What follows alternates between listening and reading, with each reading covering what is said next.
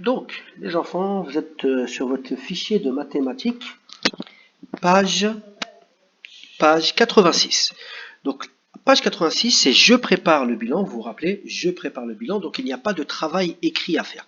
C'est juste, en fait, on fait un bilan de tout ce qu'on a appris durant ce chapitre, donc pour voir si vous avez compris tout ce que l'on a travaillé. En fait, là, dans le petit A, il y a marqué cherche dans la colonne des 12.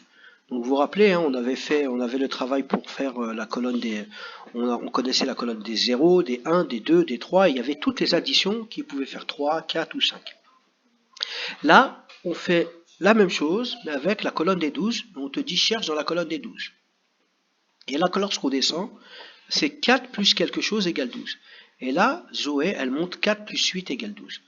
Nous, pour trouver 8, en fait, comment on fait? Soit on dit 4 dans sa tête et je compte pour aller jusqu'à 12, soit je me dis je vais aller jusqu'à 10 et après jusqu'à 12, 4 pour aller jusqu'à 10, il manque 6, et pour aller à 12, je rajoute encore 2, ça fait 6 plus 2, 8, soit je fais 12 moins 4, 12 je retire 4, et si je fais 12 moins 4, 12 je retire 4, ça fait 8. Voilà toutes les méthodes pour faire une addition à trous. Donc ça, on appelle ça une addition à trous, hein.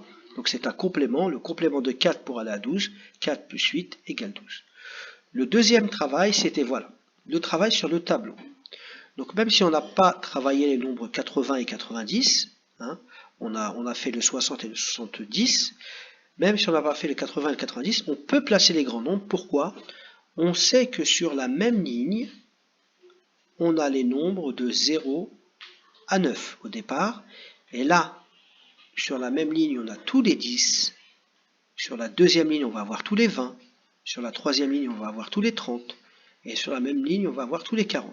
Et sur une même colonne, on avait dit quoi? Ils vont tous terminer par le même chiffre, donc ça sera le même chiffre des unités.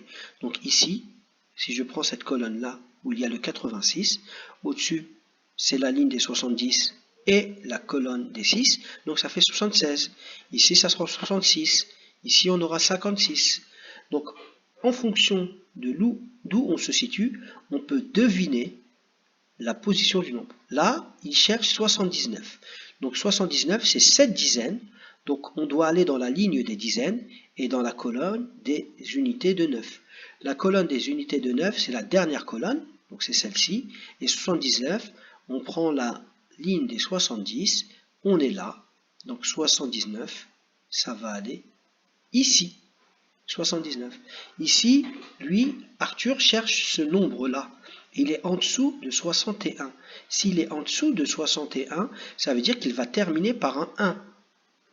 Il va terminer par un 1. Il est dans la ligne des 70, donc il va commencer par 70. Donc 7 et 1, ça fera ici 71. Voilà les enfants. Le dernier, c'était le calcul, on avait parlé, on a fait la leçon des calculs des dizaines. En classe virtuelle aussi, on a revu la leçon et on a fait des opérations ensemble. Donc, il cherche 40 plus 70. Zoé, elle imagine dans sa tête 40, c'est 4 paquets de 10. 30, c'est 3 paquets de 10. Donc 40 plus 30, ça fait en tout 7 paquets de 10. Donc 7 paquets de 10, ça fait 7 dizaines. 7 dizaines, c'est 70. 7 et 0. Donc lui, Arthur, il préfère dire directement 40 plus 30, c'est 4 dizaines plus 3 dizaines, égale 7 dizaines. Donc vous avez les deux méthodes. Soit vous imaginez les paquets de 10, soit directement vous calculez avec les dizaines. 4 dizaines plus 3 dizaines, ça fait 7 dizaines. Et donc 7 dizaines, c'est 70. Voilà, donc là, c'est juste un petit résumé de tout ce que l'on a travaillé sur ce chapitre. Et donc il suffit juste d'écouter la vidéo. Vous pouvez réécouter la vidéo une deuxième fois pour être sûr de bien comprendre. Et maintenant, vous allez pouvoir passer au fichier d'activité et faire le bilan de ce chapitre. Voilà.